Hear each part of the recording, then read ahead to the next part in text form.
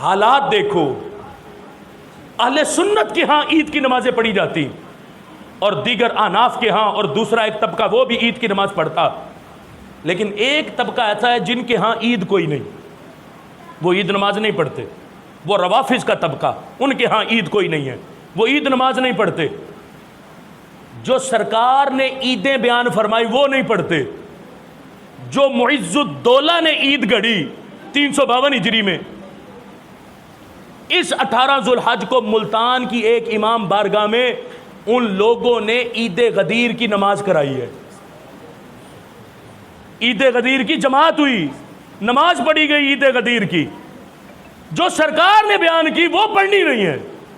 جو شریعت نے بیان کی وہ عیدیں ماننی نہیں ہے، اور جو معز الدولہ نے 352 ہجری میں گھڑی وہ عیدیں پڑھ رہے۔